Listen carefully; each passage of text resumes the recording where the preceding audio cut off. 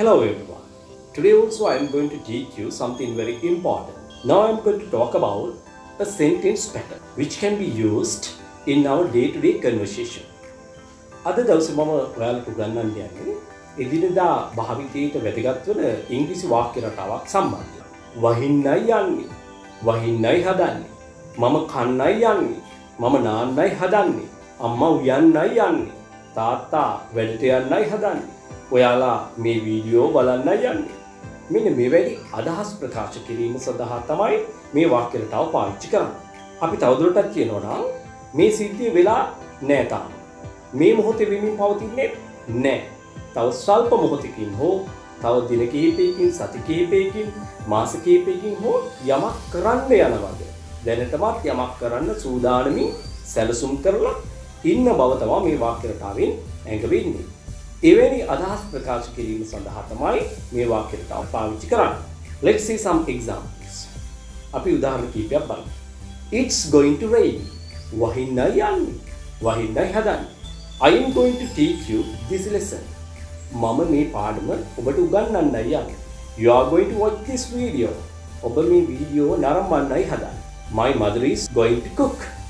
අම්මා උයන්නයි හදන්නේ. My father is going to start a new business. මගේ තාත්තා අලුත් ව්‍යාපාරයක් ආරම්භ කරන්නයි හදන්නේ. They are going to sell their old car. ඔවුන්ගේ පරණ කාර් එක විකුණන්නයි හදන්නේ. She is going to help me. ඇය මට උදව් කරන්නයි හදන්නේ. I am going to bathe now. මම දැන් නාන්නයි හදන්නේ. එහෙම නැත්නම් මම දැන් නාන්නයි යන්නේ. We are going to play now. අපි දැන් සෙල්ලම් කරන්නයි හදන්නේ. We are going to have some tea. අපි තේ ටිකක් බොන්නයි හදන්නේ. We are going to have lunch. අපි දවල් කෑම කන්නයි හදන්නේ. They are going to postpone the meeting. ඒගොල්ලෝ රැස්වීම කල් දමන්නයි හදන්නේ. I am going to do my homework. මම මගේ homework කරන්නයි හදන්නේ. We are going to dance. අපි නටන්නයි හදන්නේ. Are you going to dance? ඔයා නටන්නද හදන්නේ? Is she going to cook? ඇය උයන්නද හදන්නේ? Are you going to bathe? ඔයා නාන්නද හදන්නේ? මෙන්න මේ විදිහට මේක ප්‍රශ්න ස්වභාවයට හරවන්නත් පුළුවන්. එතකොට ඔබ කරන්න ඕනේ අර කර්තෘ පදයට පෙර is am are කියන වචන ඒ කියන්නේ අපි කියන්නේ උපකාරක ක්‍රියාපද තුන මුලට ගේන එක. Is she going to cook? ඇය උයන්නද යන්නේ? ඇය උයන්නද හදන්නේ? Is your father going to start a new business? ඔයාගේ තාත්තා අලුත් ව්‍යාපාරයක් පටන් ගන්නද යන්නේ? Are you going to sell this bike? ඔයා මේ බයික් එක විකුණන්නද හදන්නේ? ඔයා මේ බයික් එක විකුණන්නද යන්නේ? Are you going to watch this?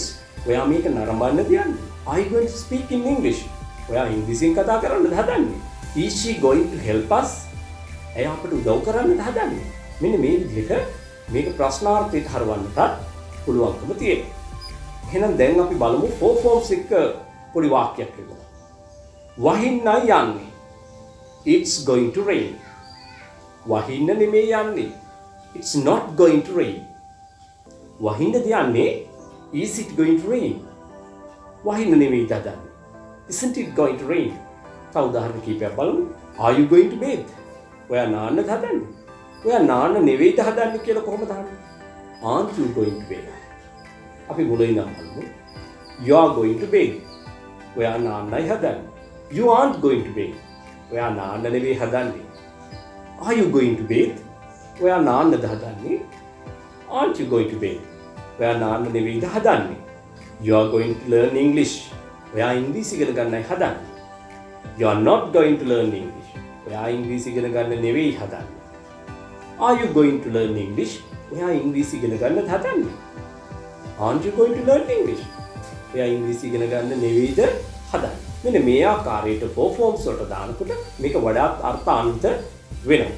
කෙසේ වෙතත් මම හැමදාමත් දෙන උපදේශය තමයි මේ අදාළ වාක්‍ය රටාව හොඳින් ඉගෙනගෙන Tamanට හොඳට මතකයේ රඳවා ගන්නා තුරු දීර්ඝ වාක්‍ය නිර්මාණය කරන්න උත්සාහ කරන්න එපා.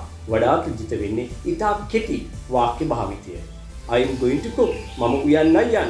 මම උයන්නයි හදන්නේ. I am going to help you. මම ඔයාට උදව් කරන්නයි හදන්නේ. He is going to learn English. ඔහු ඉංග්‍රීසි ඉගෙන ගන්නයි හදන්නේ.